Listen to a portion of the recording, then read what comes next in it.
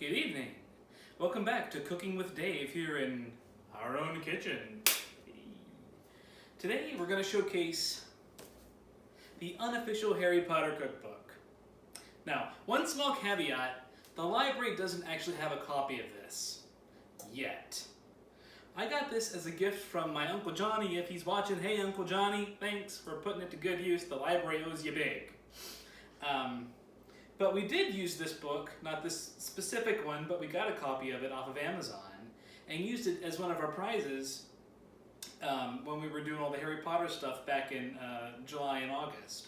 And I've actually put a request in for the library to get a copy of this. So Elizabeth Sensible, if you're watching, get this book. Okay, very good. Now, we're going to make acid pops. But I want to mention there's a few other notable recipes in here, which include recipes that are familiar from Harry Potter and also some really classic traditional British recipes as well. And they range from really easy to very challenging. Some recipes of note include the Knickerbocker Glory, strawberry and peanut butter ice cream cones. Ooh.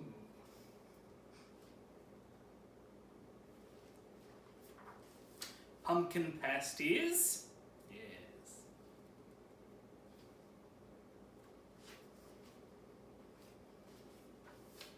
Molly Weasley's meatballs with onion sauce. And kippers. But we're not going to make any of those tonight. Tonight, we're just going to make acid pops. And in fact, I've actually already made them. I'm just going to show you guys what you need to make them and tell you how to do it. It's extremely simple. And since the bulk of the process involves just standing over a pot and stirring it for a good half hour, pretty sure you guys don't want to watch me doing that. So, without further ado, what do you need to make acid pops? Which one could find at the Honeyduke's candy store. You would need to start with a pot and a quarter cup of water to pour in the pot. Next, you would add 1 cup of sugar. Then you would add half a cup of light corn syrup. And then you would add a 1/4 teaspoon of cream of tartar. Now you're going to take a wire whisk and just stir that over medium-high heat for, like I said, a good half hour. Super exciting. And then you're going to take a cooking thermometer, and once the temperature reaches 300 degrees, you're going to add, the recipe in the book calls for 1 teaspoon of citric acid. Now, citric acid is something that I had to buy off of Amazon. It cost about $10. It's kind of a specialty product, but it's not totally obscure. You can get it pretty easily. And like I said, the book calls for 1 teaspoon.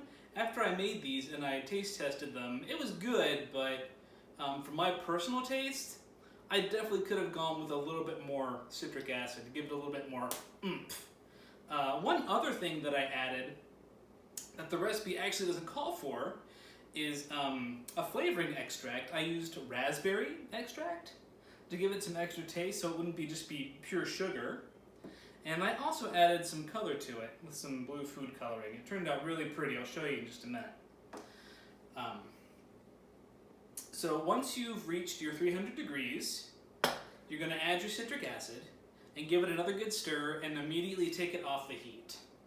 The next thing you're going to do is get a baking pan or something that you can put wax paper down on. I actually strike that, not wax paper, parchment paper. Parchment paper. And then you're going to take a teaspoon and dip it in a little bit of vegetable oil, and then take your teaspoon and just take a dollop out of your pot and drop your mix down onto the parchment paper, and it comes out onto a circle about yay big. And you'll have enough to make about 15 to 20 of these, and you just let them cool, and they come out.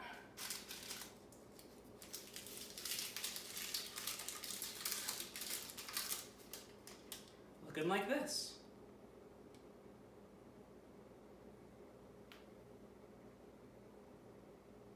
And how do they taste?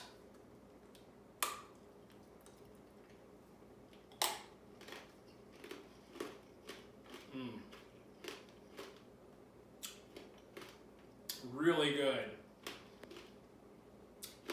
Missy, I'm gonna save this half for you.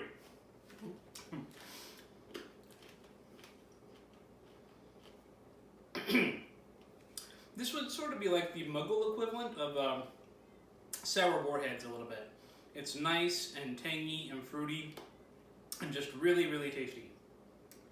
So if you would like to make some homemade candy at home, this is a really easy one to do. And like I said at the beginning, there were so other many really interesting recipes in this cookbook that we're going to check out here sometime later this fall, I think. So that's all I got today. Y'all be good, take care of each other, and we'll see you next time.